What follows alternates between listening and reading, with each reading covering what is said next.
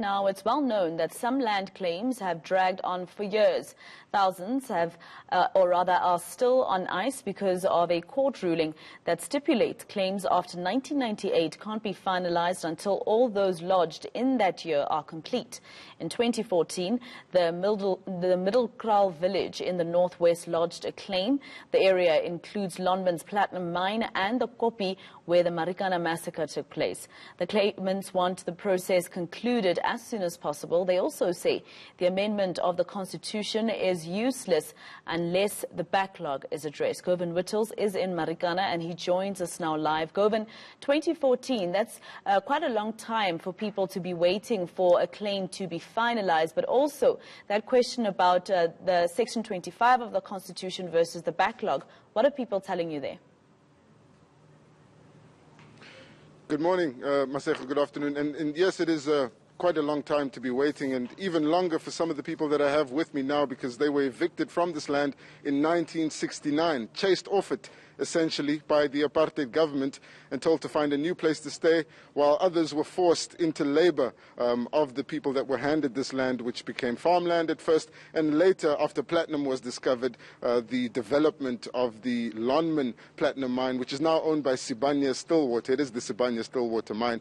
And I'm joining you from a scene that is hardly seen in Marikana. Usually we see the mine and the Kopi where the mine workers have died, but right now we're inside one of the graveyards in what used to be the Middle Kraal village. And this village was occupied by a number of different races, predominantly Tswana and colored people, which had been staying here for decades. And in 2017, we managed to speak to some of the people that were taken off this land, and they indicated that this graveyard is not only important to them, but the entire area surrounding it has got huge sentimental value and is a part of their heritage. So let's speak to some of these claimants now. They're here to register their unhappiness with the pace at which land restitution has been taking place. Let's speak to Ms. Catherine Malope. Thank you so much, Ms. Malope. So in 1969, you were one of the people that was chased off this land, and in 2014 you were excited when you lodged the claim. In 2017 it appeared as if your claim was about to be finalized and you would get the land back, but that's been delayed because of this court judgment. What do you think of the delays? I think they play with us because we are waiting for the claim, and here is our land and our grandchildren. They are waiting for that claim. So this land is our land. The mine take the land from us. And they don't notify us when they take the place. We're just chased away. And on 2017, we were at court, at Constitutional Court, where the Chief Justice Mogoeng told the people, you must pay the people. Don't say other claims came after and others came before. Take all the claims and pay the people. So we are still waiting. And he said if there is no enough money, go to the parliament and get money to pay the people. So we are still waiting. And our grandchildren, we want to bring them here. How must we come here? And because the mine won't allow us here. During holidays, we want to come here. I think that the people must think about us because the place is our place.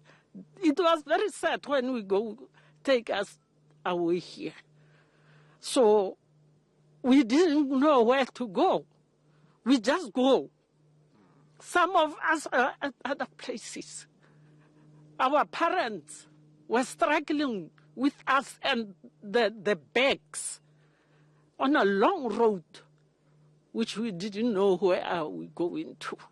I think the Israelis to the Egypt, they were better than us because they know where they are going to. So we want the claim to be finalized.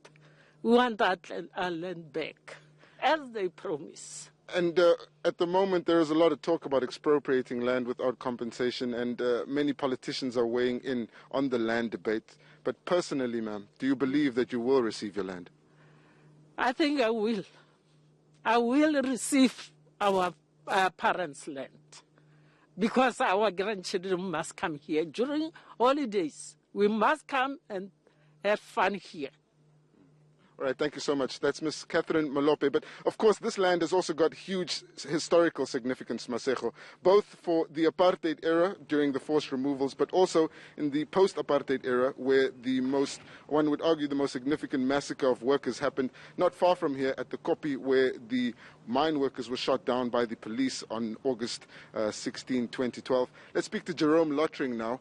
Your father is also one of the land claimants, and so are you over here, and you've been leading the kind of process to get the land returned to you. What do you make of the delays caused by the court judgment and the increasing pressure for expropriation of land without compensation while your claim stands still?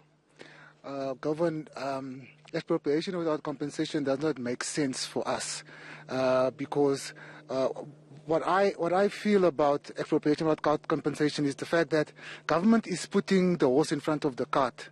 Why are they looking at expropriation when restitution claims are not finalized yet? They should be looking at finalizing restitution claims before going to expropriation without compensation. The Lamosa judgment has put a damper on our land claim, has stopped our land claim. And it has had a devastating effect on the land claimants because our claim was close to being finalized when the Lamosa judgment came through. Our claim includes the copy where the miners were killed in 2012. It includes the BMR smelter, which is 20 meters from where we're standing now, and the Roland shaft, which is 100 meters from where we're standing now.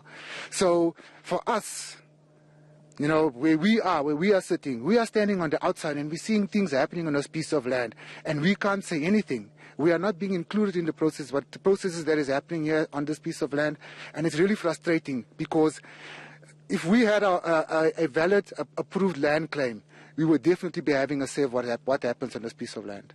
At this point, the fact that your father and your grandparents and the other claimants' grandparents and parents lived here is not in dispute. That's been agreed to by the Department of Rural Development and Land Reform, as well as the owners of the mine. But Jerome, when your parents and grandparents were living here, there was nothing here. And since then, there's been a huge investment from a number of corporations to develop this land. So what are you looking for as the claimants? Do you believe that you can get this land back, or shouldn't you get a settlement equivalent to what the value was before the development had taken place here? We want the title deeds of this land. We want this land back. We don't want no settlement, and that is the position that we are taking. Right. Why? Well, I mean, the life of the mine is not going to be here forever. The mine is going to close eventually, and this land is it's not going to have mining activity. So we can re-inhabit this piece of land here, because that is what we want. This is our land, this is our heritage, this is where we come from, this is where my ancestors come from. So I want to come back here, and I want to bring my children here. You know, they will be living in Johannesburg. I'm living in Johannesburg at the moment. That's not home. My father always tells me this is home. So we want to come back here, and we want to come live here. Okay, thank you so much. That's Jerome Lottering, one of the land claimants. Masego, this is a very controversial land claim, considering what is on this land and the significance that it holds for these families, as well as for ordinary South Africans, and particularly the mine workers whose families and friends were killed in 2012. So for now, the land claimants are putting pressure on the government to fast-track their claim, but as yet they won't receive any progress because it's still on ice due to that court judgment. But these families say they're not willing to give up.